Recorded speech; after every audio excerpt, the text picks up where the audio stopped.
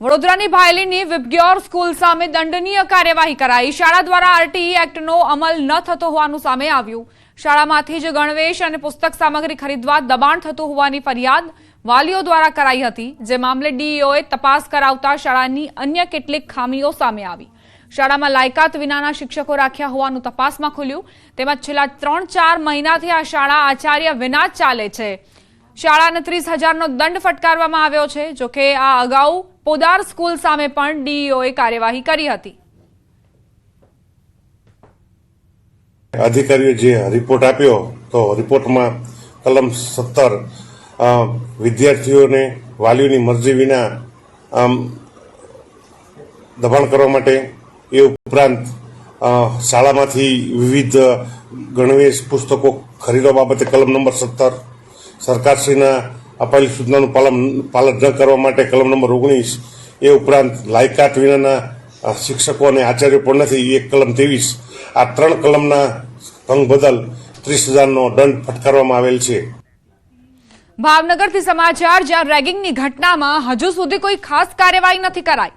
5 દિવસ વીત્યા બાદ પણ પોલીસને સફળતા નહીં। પોલીસને 9માંથી એક પણ આરોપી કે અપહરણવાળી કાર હજુ સુધી નથી મળી।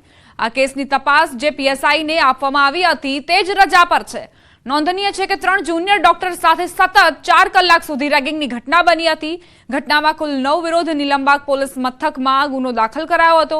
ત્યારે વિદ્યાર્થીઓ સતત આરોપ લગાવી રહ્યા છે કે પોલીસ ઘટનાને દબાવી રહી છે। 3 જુનિયર ડોક્ટર્સ સાથે સિનિયર ડોક્ટર્સે જે રેગિંગ કરી હતી તેને લઈને અન્ય જે વિદ્યાર્થીઓ છે તેમનો આરોપ છે પોલીસ કોઈ કડક કાર્યવાહી નથી કરી રહી। પોલીસની ઢીલી નીતિના કારણે હજુ સુધી આરોપીઓ પકડાયા નથી। અને બીજી તરફ પોલીસ પર આરોપ મૂકવામાં આવી રહ્યા છે કે પોલીસ આ ઘટનાને દબાવવા માટે પ્રયત્નો કરી રહી છે। જે 9 વિરુદ્ધ નીલમબાગ પોલીસ મથકમાં ગુનો દાખલ કરવામાં આવ્યો છે તેમાંથી એકની પણ ધરપકડ નથી કરવામાં આવી। સંવાદદાતા નીતિન જોડાઈ ગયા છે વધુ જાણકારી સાથે। નીતિન, શું ઘટનાક્રમ હતો અને પોલીસની કેવા પ્રકારની કાર્યવાહી, કેવા પ્રકારના આરોપો પોલીસ પર મુકાયા છે? જી, ચોક્કસ વાત કરીએ તો જે થોડા દિવસ પહેલા ભાવનગર મેડિકલ કોલેજના જે જુનિયર ડોક્ટરો છે, જે જુનિયર ડોક્ટરો 3, તેમની સાથે સિનિયર ડોક્ટરો દ્વારા મતલબ મારામારી ને રેગિંગની ઘટના છે તે સામે આવી હતી। અને ખાસ કરીને વાત કરીએ તો આ જે જુનિયર 3 ડોક્ટરો છે તેમને અલગ જગ્યાએ બોલાવી અને કારમાં લઈ જઈ અને ત્યારબાદ તેમને ઢોર મારવામાં આવેલો। અને ત્યારબાદ સમગ્ર મામલાને લઈ અને આ જે ડોક્ટર છે, જે જુનિયર ડોક્ટરો, તેમને સરકારી હોસ્પિટલ સારવારથી ખસેડવામાં આવ્યા હતા। અને ત્યારબાદ સમગ્ર મામલો છે તે સામે આવ્યો હતો। અને ત્યારબાદ જે આ સમગ્ર ઘટનાને લઈ અને કમિટી દ્વારા નિર્ણય લેવામાં આવ્યો હતો કે જે ડોક્ટરો દ્વારા આ અત્યાચાર કરવામાં આવ્યો છે જુનિયર ડોક્ટરો સાથે, તે ડોક્ટરો સહિત અન્ય 2 લોકો છે જે બહારના વ્યક્તિઓ હતા, તેમની જોડે એફઆઈઆર છે તે દાખલ કરવામાં આવી છે। હાલ જે તમામ ડોક્ટરો જે અત્યાચાર કર્યો છે તેમને જે મેડિકલ કોલેજ છે ભાવનગરની, તેમાંથી રેસ્ટિકેટ કરવામાં આવ્યા છે। અને કમિટી દ્વારા જે અત્યાચાર કમિટી હોય છે તેમના દ્વારા પણ એક નિર્ણય લેવામાં આવ્યો છે કે તેમના કોઈ પણ પ્રમાણપત્ર એટલે કે સર્ટિફિકેટ છે જરૂરી, તે તેમને પરત ન કરવા। હાલ તમામે તમામ જે 9 આરોપીઓની સામે જે ફરિયાદ દાખલ કરવામાં આવી છે તે શહેરના ભાવનગરના જે એ ડિવિઝન પોલીસ મથક છે ત્યાં ફરિયાદ દાખલ કરવામાં આવી છે। પરંતુ આજ દિન સુધી જે કારમાં આ લોકોને લઈ ગયા હતા અને ત્યારબાદ તેમની ઉપર અત્યાચાર ગુજારવામાં આવ્યો હતો તે કારની નથી હજી સુધીમાં કોઈ પોલીસ દ્વારા ભાળ મળવામાં આવી કે નથી। આમાંથી એક પણ જે કર્મચારી છે જેમની સામે આ જે ફરિયાદ દાખલ કરવામાં આવી છે તેમાંથી એક વ્યક્તિને પકડવામાં આવ્યો। એટલે ચોક્કસ કહી શકાય કે પોલીસ પર પણ નાના મોટા જે અનેક સવાલો છે તે થઈ રહ્યા છે કે શું પોલીસ આને કોઈ આવા ગુનેગારોને છારવી રહી છે કે કેમ। જી, આભાર નીતિન જાણકારી આપવા માટે।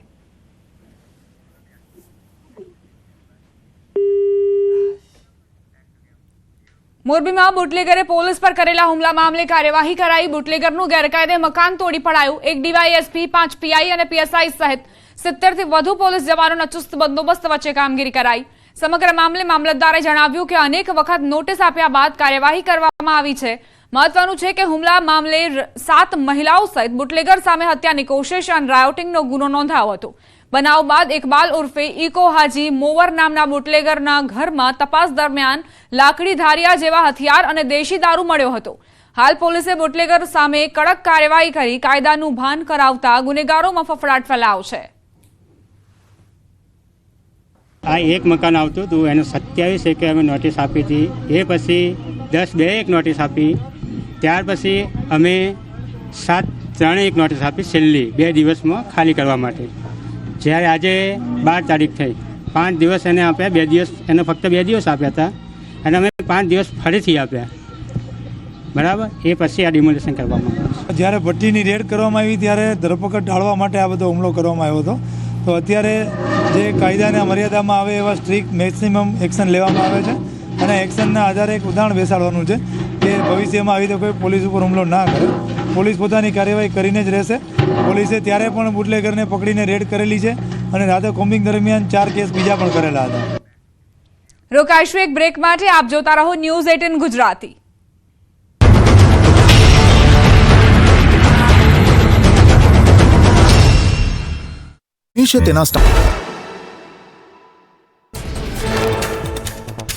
ધંધુકામાં નશાની હાલતમાં 2 લોકો વાખડ્યા. મુખ્ય 4 રસ્તા પર દારૂડિયાઓની બબાલનો વિડીયો વાયરલ. આસપાસના દુકાનદારો અને રાહદારીઓ તમાશો જોતા રહ્યા. પોલીસ ચોકીની સામે જ નશાખોરોએ કરી બબાલ. રાજકોટમાં રૂપિયાની લેતી દેતીમાં હુમલો. કોટડા સાંગાણીના અરડુઈ ગામે પેપર મિલમાં થઈ બબાલ. 5 લોકોએ કારખાનેદાર પર કર્યો હુમલો. સોમનાથ પેપર મિલના માલિક રશ્મિન અને તેના ભાગીદાર પર તીક્ષ્ણ હથિયારથી જીવલેણ હુમલો કરાયો. રાજકોટમાં સગીર બાળકોએ સાયકલ પર આવી ઘરોમાં ફેંક્યા પથ્થર. સ્થાનિકો સગીરોની ટીખળથી પરેશાન. અશાંત ધારો છે તેવા વોર્ડ નંબર 2 નો વિડીયો વાયરલ. સમગ્ર ઘટનાના સીસીટીવી ફૂટેજ આવ્યા સામે. રાજકોટમાં મહિલા બની રણચંડી. લબરમુચ્યા યુવાનની ધોલાઈ કરી. મહિલાએ યુવાનને મોઢાના ભાગે મુક્કા મારી માર માર્યો. ઘટનાનું કારણ અકબંધ. પોલીસે વાયરલ વિડીયોને લઈને તપાસ હાથ ધરી. દ્વારકાના મેવાણા ગામના પાટિયા નજીક રૂપિયા ભરેલી બેગની ચોરી. દૂધની ગાડીમાંથી રૂપિયા ભરેલી બેગની ઉઠાંતરીની ઘટના સીસીટીવીમાં કેદ. 1 લાખથી વધુની રકમની બેગ ચોરી કરી અને રિક્ષામાં બેસી ગઠિયો ફરાર. બોટાદમાં તસ્કરોએ હદ વટાવી ઢસા ગામમાં માતાજીના મઢમાં ધોળા દિવસે ચોરી. છાલા મકવાણા પરિવારના મઢમાંથી ચાંદીના આભૂષણોની ચોરી કરી. સીસીટીવીના આધારે પોલીસે તપાસ હાથ ધરી. પાકિસ્તાનમાં પેસેન્જર ટ્રેન હાઈજેક. 120 મુસાફરોને બંધક બનાવ્યા હોવાનો બલુચ આર્મીનો દાવો. 6 સૈનિકો માર્યા ગયા. તેમની સામે એક્શન લેવાશે તો બંધક બનાવેલા મુસાફરોને મારી નાખવાની આપી ધમકી. રાજકોટ સિવિલ હોસ્પિટલની લાલિયાવાડી પર હાસ્ય કલાકાર હકાબા ગઢવીએ વ્યક્ત કરી વ્યથા. તબીબો મોડા આવતા દર્દીઓ પરેશાન. મંત્રીને પણ ગાંઠતા ન હોવાનો આક્ષેપ.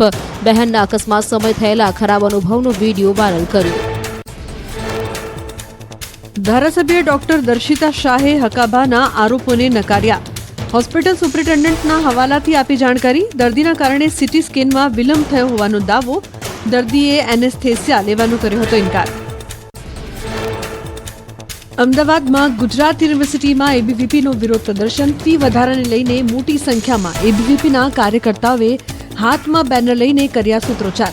ફી વધારો પરત ન ખેંચાતા ઉગ્ર વિરોધ પ્રદર્શન કર્યું. રાજકોટમાં કોરોનામાં મૃત્યુ પામેલા કર્મચારીની સરકારી સહાયમાં કટકી.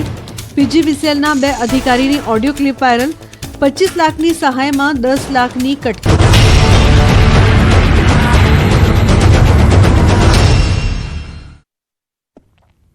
Welcome back.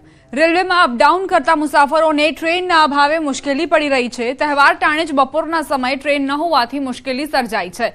જો ગુજરાત એક્સપ્રેસ ચૂકી જવાય તો 3 કલાક સુધી રેલવે સ્ટેશન પર બેસી રહેવું પડે છે. બપોરે 12-30 કલાક પછી એક પણ ટ્રેન ન હોવાના કારણે અપડાઉન કરતા મુસાફરોને ભારે હાલાકી પડી રહી છે. 3 કલાક અમારે રેલવે સ્ટેશન પર બેસી રહેવું પડે છે. તો રેલવે પ્રધાન સાહેબને અમારી ખાસ વિનંતી છે કે ગુજરાત એક્સપ્રેસ બાદ અમારે એક ટ્રેન મૂકી આપો તો બહુ તમારો આભાર, ખૂબ ખૂબ આભાર. આપણે અમારા ટ્રેનમાં છે ને ડેલી અમારે અપડાઉન વાળા છે અને અમારે ખાસું મોટું ગ્રુપ છે અને અમારા લોકોને 12:30 પછી કોઈ ટ્રેન જ નથી. એટલે અમારે કેવું છે 3:50 બીજી સેકન્ડ ટ્રેન આવે. અમારે 3.5 કલાક અહીંયા બેસવું પડે. વલસાડ પ્રાંત અધિકારીની કચેરી દ્વારા શહેરના બજારોમાં સરપ્રાઇઝ ચેકિંગ હાથ ધરાયું. વલસાડના એડિશનલ કલેક્ટરની આગેવાનીમાં આ ટીમોએ વલસાડના જાણીતા છીપવાડ વિસ્તારમાં હોલસેલ કરિયાણાની દુકાનો અને મીઠાઈની દુકાનોમાં સઘન ચેકિંગ કર્યું હતું. ચેકિંગ દરમિયાન કેટલીક જગ્યાએથી અખાદ્ય પદાર્થનો જથ્થો મળી આવ્યો. એક્સપાયરી ડેટના અખાદ્ય ચીજવસ્તુઓ પણ મળી આવી. આ સાથે તેલ મસાલાઓ જેવી ચીજવસ્તુઓ પણ હલકી ગુણવત્તાની મળી આવતા આવા દુકાનદારો સામે તંત્ર દ્વારા કાયદેસરની કાર્યવાહી હાથ ધરવામાં આવી હતી. તંત્ર દ્વારા અખાદ્ય પદાર્થો વેચતા અને લોકોના સ્વાસ્થ્ય સાથે ચેડા કરતા દુકાનદારો વિરુદ્ધ કડક કાર્યવાહી કરાઈ રહી છે. मिठाइयों की शॉप पर भी और किराना की शॉप पर भी विजिट किया था। और मिठाई की शॉप पे तो हमने दुकानदारों को इस तरीके की हिदायत दी है कि जो भी मिठाई आप बना रहे हैं उस पर मैन्युफैक्चरिंग डेट, एक्सपायरी डेट और प्राइस रखिए। और किराना की शॉप पे भी हमारा इसी तरीके का था कि हम देखें कि कोई एक्सपायरी मटेरियल तो नहीं है। इस शॉप के ऊपर हमें कुछ एक्सपायरी मटेरियल मिला है और उसको हमने ऑलरेडी सीज कर दिया। સુરત આરટીઓ એક્શન મોડમાં આવ્યું છે। મહેશ્વરીની 21 અને અગ્રવાલ વિદ્યા વિહારની 11 સ્કૂલ બસ ડિટેન કરાઈ। છેલ્લા 5 વર્ષથી આરટીઓ ટેક્સ બાકી હોવાથી આ કાર્યવાહી કરાઈ છે। વાલીઓ પાસેથી એડવાન્સ પૈસા લેવા છતાં ટેક્સ ભરવામાં શાળાની આડોડાઈ સામે આવી। સ્કૂલ બસ ડિટેન થતા વાલીઓ અને વિદ્યાર્થીઓને હાલાકી પડી રહી છે। આરટીઓની કાર્યવાહી અંગે ડીઈઓ ભગીરથસિંહ પરમારનું નિવેદન સામે આવ્યું। બાળકોની સુરક્ષા અને બાકી ટેક્સને લઈ આ કાર્યવાહી કરી હોવાનું નિવેદન આપ્યું। સુરત જિલ્લાની અંદર જે શાળાઓની અંદર જે બસો ચાલી રહી છે એ બસો માટે થઈ અને આરટીઓ દ્વારા એક સૂચન કરવામાં આવ્યું છે। જિલ્લા શિક્ષણ અધિકારી કચેરીને જાણ કરવામાં આવી છે કે આ તમામ શાળાઓ જે છે જેની અંદર જે બસની અંદર વિદ્યાર્થીઓ ઘરેથી શાળા સુધી આવ જા કરે છે એ તમામ વિદ્યાર્થીઓ માટે થઈ અને જે બસની સેફટી રાખવાની હોય કે એનો જે ટેક્સ ભરવાનો હોય સરકારને ટેક્સ ભરવાનો રહેશે, પાસિંગ કરાવવાનું રહેશે, સમયસર જે કંઈ થતું હોય એ બધી જ નિયમ અનુસારની કાર્યવાહી કરી અને આ કર્યા પછી જ વિદ્યાર્થીઓને બેસાડી અને શાળા સુધી લાવવા માટેની કાર્યવાહી કરવામાં આવે। અભિનય કરતા કરતા દારૂની હેરાફેરીના રવાડે ચડ્યો ગુજરાતી એક્ટર। સુરતની કાપોદ્રા પોલીસે જય બારૈયાને 2.86 લાખના દારૂના જથ્થા સાથે ઝડપી પાડ્યો। જય બારૈયા જય જિમ્મીના નામે ગુજરાતી ફિલ્મ એક્ટર અને ડિરેક્ટર પણ રહી ચૂક્યો છે। સાથે તે કાર લે વેચનો ધંધો પણ કરે છે। જયનો જોડવા ભાઈ પણ ફિલ્મની દુનિયા સાથે સંકળાયેલો છે અને દારૂના ધંધામાં ભાગીદાર છે। હાલ પોલીસે જયની દારૂના જથ્થા સાથે ધરપકડ કરી કાયદેસરની કાર્યવાહી હાથ ધરી છે, જ્યારે તેને દારૂ આપનાર ઇસમોને વોન્ટેડ જાહેર કરી વધુ તપાસ શરૂ કરાઈ છે। પંચમહાલમાં મૂર્તિઓ ખંડિત કરવા અંગે 3 પકડાયા। મસ્તીમાં મંદિરમાં મૂર્તિઓ ખંડિત કરી હતી। જિનાલયમાં ભગવાનની મૂર્તિ ખંડિત કરતા રોષ વ્યાપ્યો હતો। પંચમહાલના ઘોગંબાના ધનેશ્વર ગામની ઘટના છે। હાઈસ્કૂલ પરિસરમાં ભગવાનની મૂર્તિ ખંડિત કરાઈ હતી। ભગવાન મહાવીર સ્વામી, ભગવાન ગૌતમ સ્વામી અને વલ્લભસુરી મહારાજની મૂર્તિને ખંડિત કરાઈ હતી। રવિવારે બંધ જિનાલયના દરવાજા તોડી પ્રતિમાઓ ખંડિત કરવામાં આવી હતી। ત્યારબાદ રોષ ફાટી નીકળ્યો હતો। આ આરોપીઓ તથા બીજા જે ગામના છોકરાઓ છે ત્યાં આગળ એક મેદાન છે અને મોટાભાગે એ મેદાનની અંદર ફૂટબોલ અને ક્રિકેટ રમતા હોય છે। ત્યાં મસ્તી પણ આ લોકો કરતા હોય છે।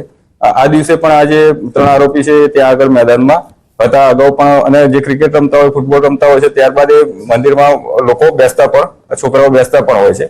એટલે આ જે છોકરાઓ છે એમણે મસ્તીમાં આ બનાવ કરેલો હોય એવું હાલની તપાસમાં જણાય છે, પણ આગળની તપાસ હાલ ચાલુ છે। રાજકોટમાં વિદ્યાર્થીને સાથી વિદ્યાર્થીઓએ માર મારવાની ઘટનામાં સ્કૂલે કાર્યવાહી કરી। એસઓએસ સ્કૂલની હોસ્ટેલમાં વિદ્યાર્થીને સાથી વિદ્યાર્થીઓએ માર માર્યાનો બનાવ સામે આવ્યો। ગત રવિવારના રોજ સ્કૂલના ખંભાળા યુનિટ ખાતે મારામારીની ઘટના બની હતી। સ્કૂલ સંચાલકે જણાવ્યું કે અમે ભોગ બનનાર વિદ્યાર્થી અને વાલી સાથે છીએ। ફરિયાદીની માફી મંગાવી છાત્રોને સ્કૂલમાંથી રસ્ટિગેટ કરવામાં આવ્યા છે। સમાધાન માટે બોલાવેલા અમે અને સ્કૂલે જે વિદ્યાર્થીઓ મારવામાં હતા એને રસ્ટિગેટ કર્યા, એની પાસેથી માફીપત્ર લખાવી લીધું, વાલીઓને પણ કડક સૂચના આપી અને હજી શિક્ષાત્મક પગલાં સ્કૂલ લેશે। અમદાવાદમાં ફરી એક ફરાર કબૂતરબાજને દબોચી લેવામાં આવ્યો છે। કબૂતરબાજી કેસમાં સંડોવાયેલ આરોપી રજની ઉર્ફે સની પટેલને એસએમસીએ ધરપકડ કરી। આરોપીએ છેલ્લા કેટલાક સમયથી ફરાર હતો। પોલીસે આરોપીની પૂછપરછ માટે 14 દિવસના રિમાન્ડની માંગ કરી હતી, જો કે અમદાવાદ ગ્રામ્ય કોર્ટે 10 દિવસના રિમાન્ડ મંજૂર કર્યા। હિંમતનગર પર યુવક પર હુમલો।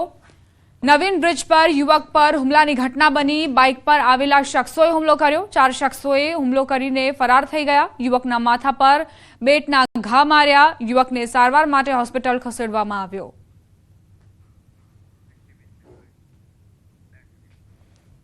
તેર વર્ષીય કિશોરની છરીના ઘા ઝીંકીને હત્યાને અંજામ આપવામાં આવ્યો છે। મોબાઈલ ગેમના કારણે કિશોરની હત્યા કરાઈ હોવાની આશંકા 3 કિશોરે છરીના ઉપરા છાપરી ઘા ઝીંકી મોતને ઘાટ ઉતારી નાખતા સનસનાટી મચી ગઈ.